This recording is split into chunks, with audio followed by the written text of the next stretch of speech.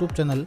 दोस्तों, आज की इस वीडियो में हम बात करेंगे संविधान के भाग व अनुसूचिया से संबंधित 45 महत्वपूर्ण प्रश्नोत्तरों के बारे में, जो सभी प्रतियोगिता परीक्षाओं के लिए उपयोगी होंगे और आप जिन परीक्षाओं की तैयारी करें उनके लिए भी बहुत ही महत्वपूर्ण होने वाले हैं। तो दोस्तों, आप इस वीडियो को बिना स्किप किए अंत तक ज़रूर देखिएगा। और दोस्तों, वीडियो अगर आपको पसंद आता है तो वीडियो को आप लाइक कीजिएगा और शेयर कीजिएगा। और आप हमारे चैनल पर नए हो तो हमारे चैनल को सब्सक्राइब करना ना भूलें और साथ में बेल आइकन को दबाना भी ना भूलें, ताकि हमारा जो लेटेस्ट अपडेट है वो आपको मिलता रहे।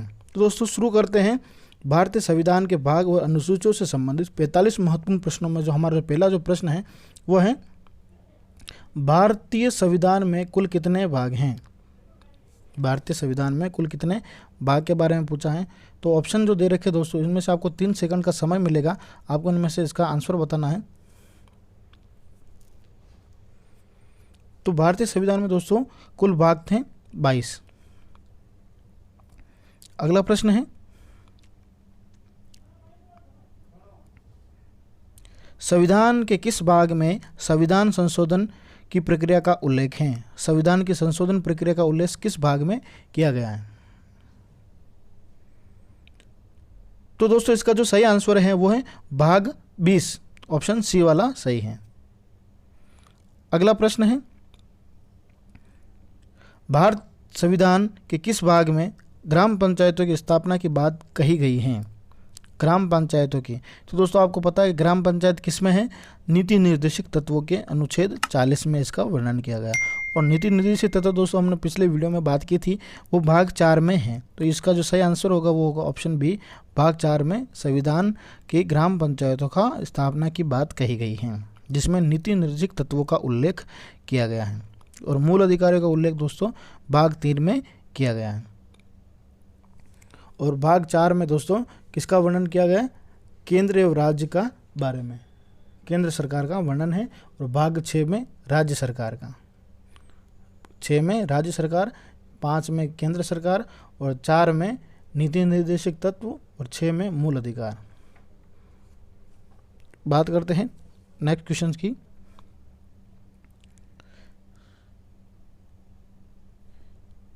संविधान के किस भाग में अस्थायी संक्रमणकालीन और विशेष उपबंधों के प्रावधान हैं?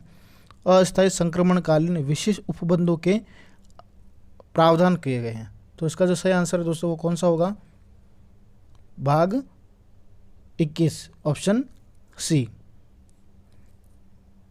अगला प्रश्न है,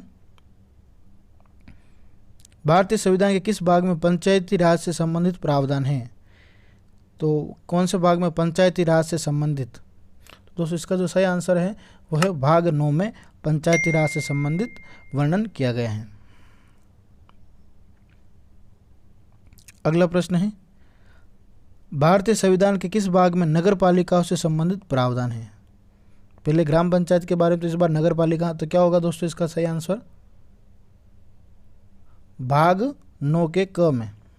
भाग 9 में किसका है? पंचायतों का। और भाग 9 क में नगर पालिकाओं का प्रावधान होगा।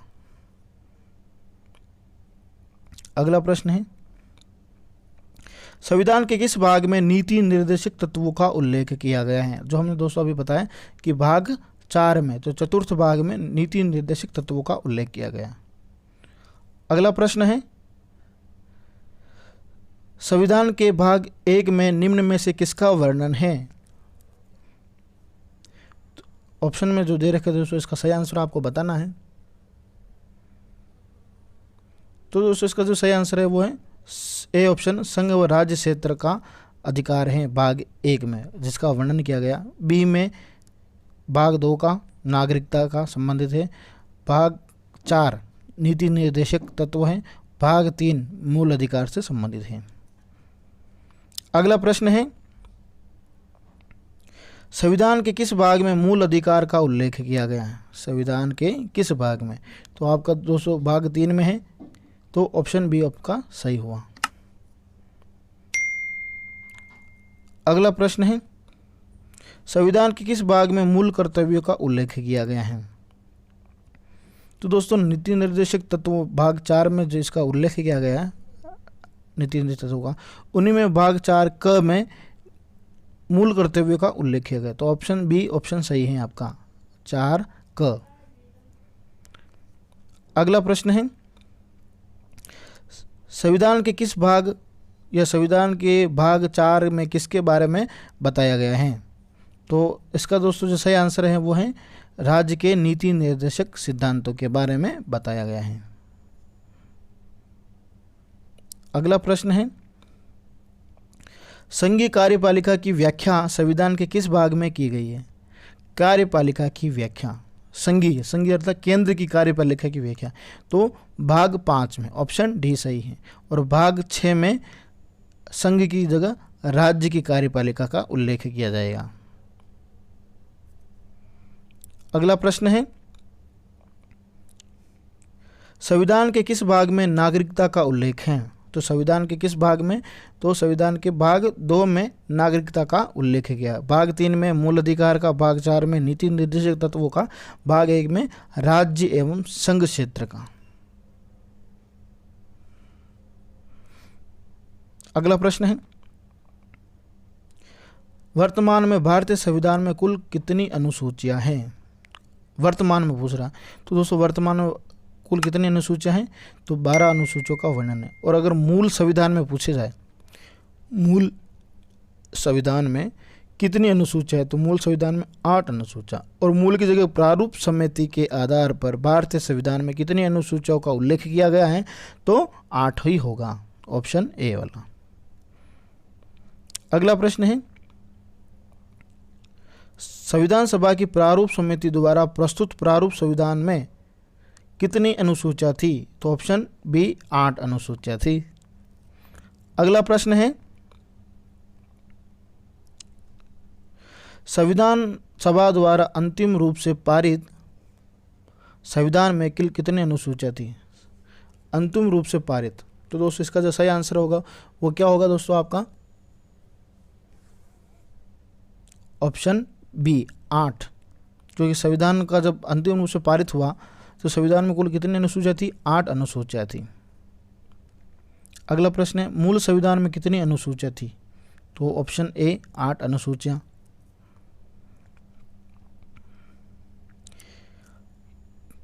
किस संविधान संशोधन अधिनियम द्वारा भारतीय संविधान में नवी अनुसूची जोड़ी गई? तो कौन से संविधान संशोधन के तहत? पहला जो संविधान संशोधन था जिसमें नवी अनुसूची जोड़ी गई।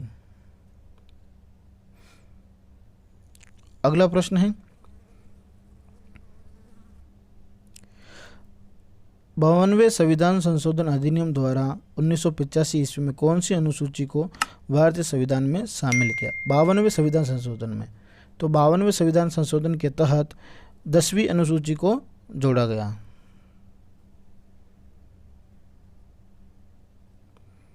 अगला है, 73वें संविधान संशोधन अधिनियम द्वारा भारतीय संविधान में कौन सी अनुसूची जोड़ी गई? तो दोस्तों इसका जो सही आंसर है 73वें संविधान से संबंधित, तो वो है 11वीं अनुसूची। 52वें 10वां संविधान सूची अनुसूची, 73वें में 11वीं और 74 में होगी वो 12वीं अनुसूची होगी। तो 74वें संविधान संशोधन अधिनियम द्वारा भारतीय संविधान में कौन सी अनुसूची जोड़ी गई है? तो ऑप्शन डी 12वीं अनुसूची, जिसमें नगर पालिकाओं का वर्णन किया गया। संविधान की द्वितीय अनुसूची का संबंध किससे है? द्वितीय अनुसूची, दोस्तों अब अनुसूचियों की बात हो रही है, अनुसूची का संबंध किससे है? तो आपका दोस्तों ऑप्शन क्या सही होगा इसमें? महत्वपूर्ण पदाधिकारियों के वेतन से संबंधित दूसरी अनुसूची। पहले की बात की जाए तो पहले में राज्य एवं संघ के बारे में वर्णन है। भारत संघ में शामिल राज्यों और संघ शासित क्षेत्रों का उल्लेख भारतीय संविधान की किस अनुसूची में? तो संघ और राज्य और संघ शासित क्षेत्रों का उल्लेख प्रथम अनुसूची में किया गया।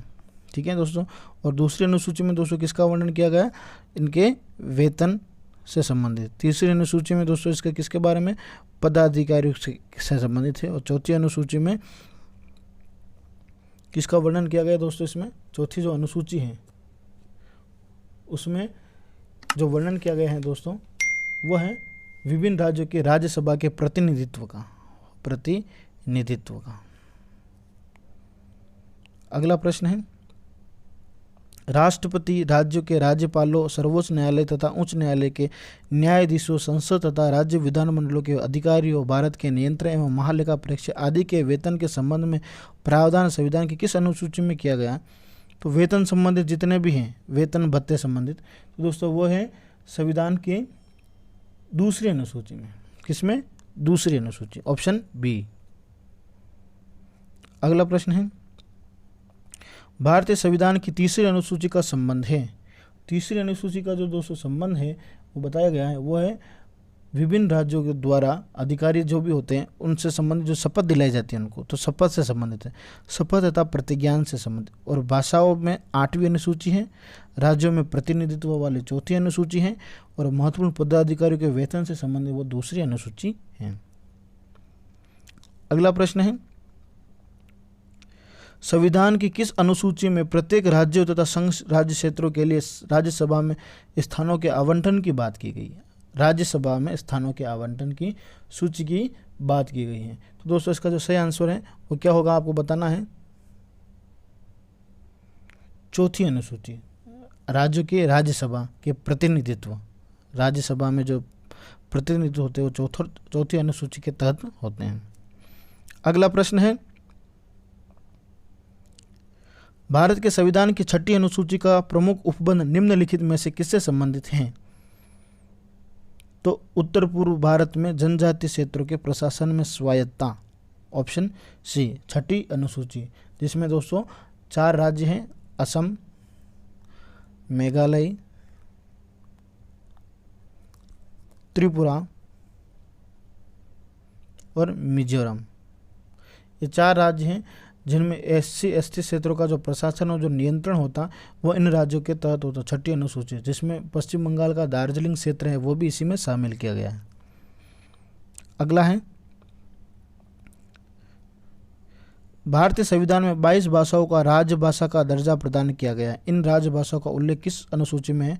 तो भाषा से संबंधित जो अनुसूची है दोस्तों, ऑप्शन बी, 8वीं अनुसूची में। अगला प्रश्न है, भारतीय संविधान की 8वीं अनुसूची का संबंध है। तो 8वीं अनुसूची का दोस्तों संबंध भाषाओं के साथ है, ऑप्शन सी। अगला प्रश्न है, किस अधिनियम को संविधान की किस अनुसूची में सम्मिलित करने पर उसकी वैधता को किसी न्यायालय में चुनौती नहीं दी जा सकती?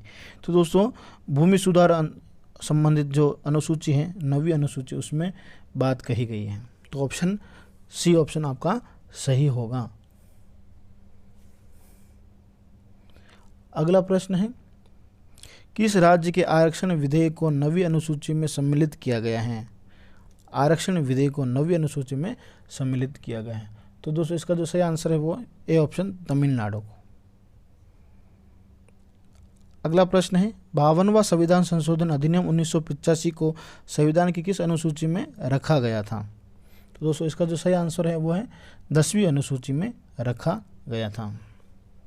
ठीक है दोस्तों।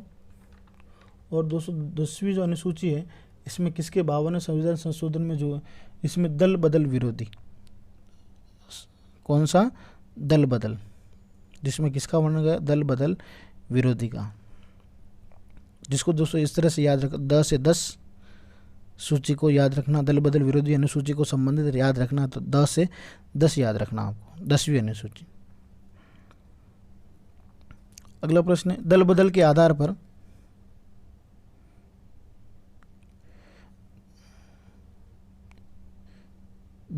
आधार पर निर्वाचित सदस्यों की अयोग्यता संबंधी विवरण संविधान की किस अनुसूची में? दोस्तों दल द से याद रखना, 10वीं अनुसूची, ऑप्शन सी। अगला प्रश्न है, भारतीय संविधान की 10वीं अनुसूची संबंधित है। तो 10वीं अनुसूची दोस्तों सीधे द से दल बदल विरोधियों से, ऑप्शन ए।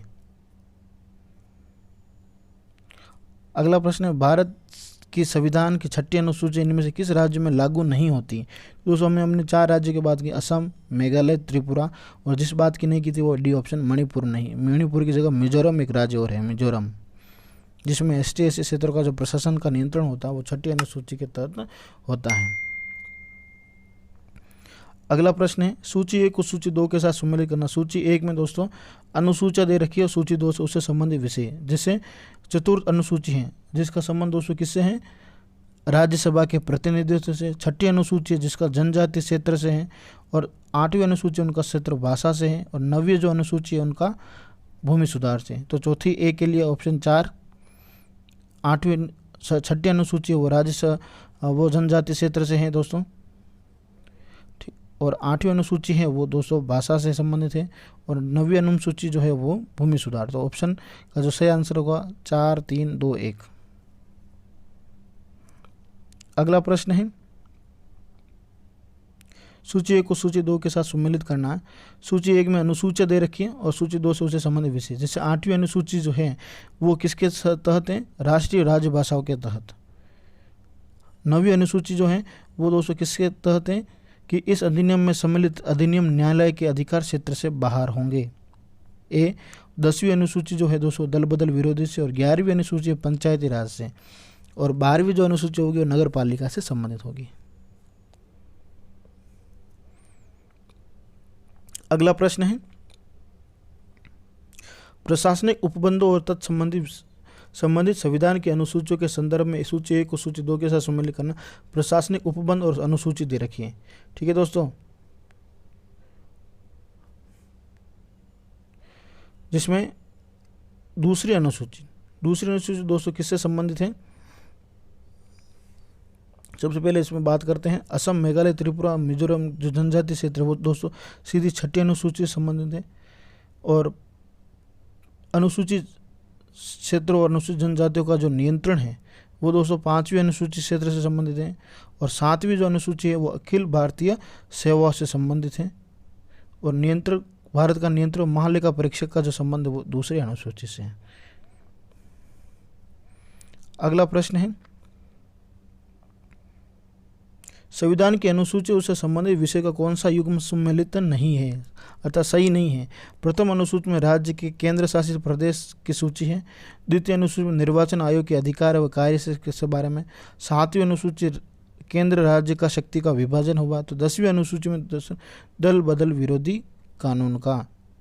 तो दोस्तों इसमें जो सही सम्मिलित नहीं है दोस्तों उसको आपको सही करना है।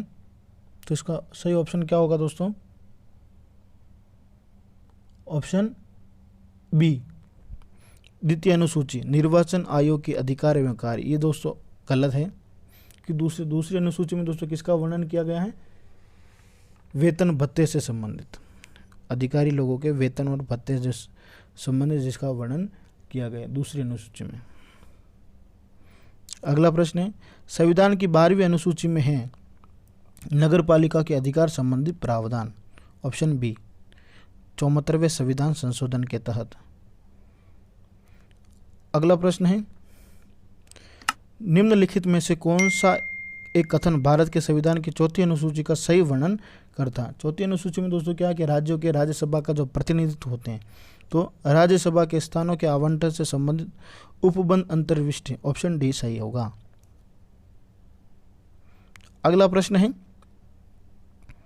सूची 1 को सूची 2 के साथ सम्मिलित करना। सूची 1 में प्रशासनिक उपबंध है और सूची 2 के साथ अनुसूची हैं। जैसे राज्य केंद्र शासित प्रदेशों का जो उल्लेख है वो प्रथम अनुसूची में है। महत्वपूर्ण पदाधिकारियों के वेतन भत्ते दूसरे अनुसूची में। विभिन्न पदों के लिए पद और गोपनीयता की शपथ तीसरे अनुसूची में। राज्यसभा में राज्य व केंद्र शासित प्रदेशों के स्थानों का आवंटन अनुसूची 14 में। तो ऑप्शन 1, 2, 3, 4 दोनों क्रम से सही है। अगला प्रश्न है भारतीय संविधान की अनुसूचियों में कौन सी एक राज्य के नामों की सूची तथा उसके राज्य क्षेत्रों का ब्यौरा देती हैं।